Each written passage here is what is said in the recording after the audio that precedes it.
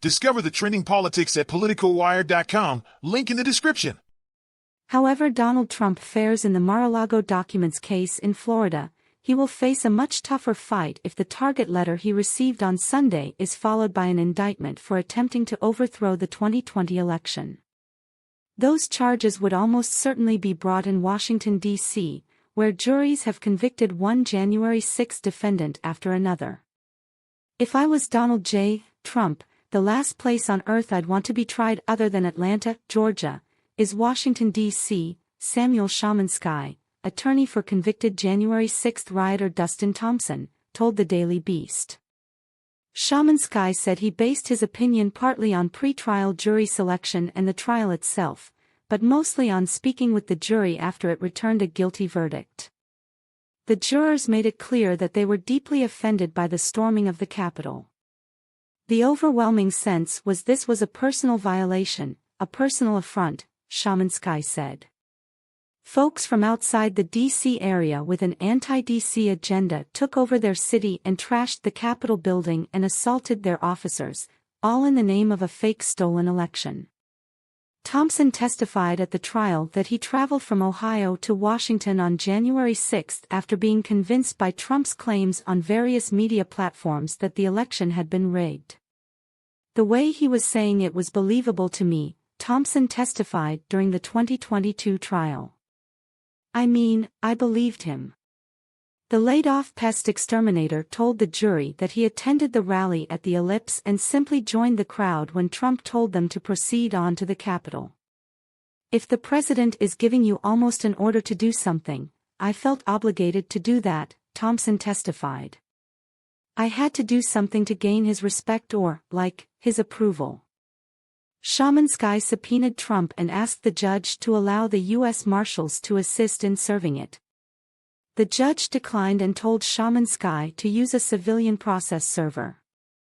The result was what Shamansky had anticipated when he asked for the Marshals.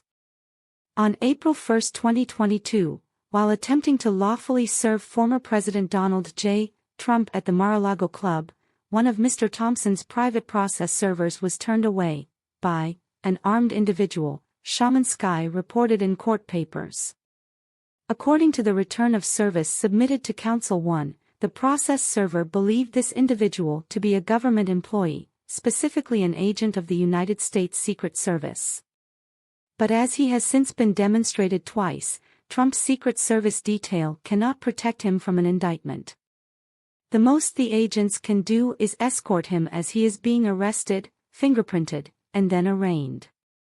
More insight into what Trump would face in Washington, D.C., comes from attorney Norman Pattis, who represented Joseph Biggs, one of 5 Proud Boys charged with a seditious conspiracy related to January 6. Pattis told the Daily Beast that more than half of the prospective jurors he interviewed sympathized with the Black Lives Matter movement. Nearly everyone had attended a protest at some time, though not one had been to a Stop the Steal rally. It is a terrifying panel, he said. It took us 12 days to pick a jury and we didn't like what we had.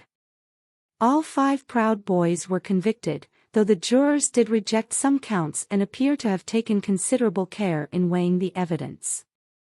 I'm not saying you can't get a fair trial there, Pattis said.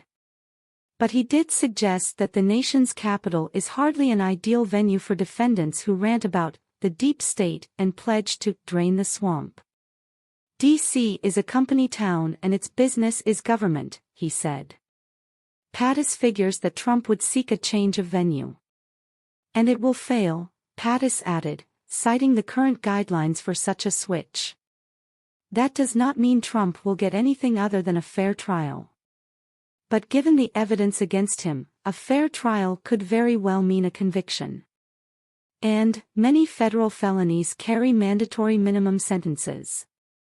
Thompson got 3 years for having gone along with the crowd and getting so carried away that he stole some booze and a coat rack from the Senate side of the Capitol. Pattis thinks Biggs will get 10 to 12 years for his part in an insurrectionist conspiracy. Right now, Trump has only been hit with a target letter. But should he be indicted and then convicted, it is hard to see how even being a former president could save someone who was the instigator-in-chief from being sentenced to serious time.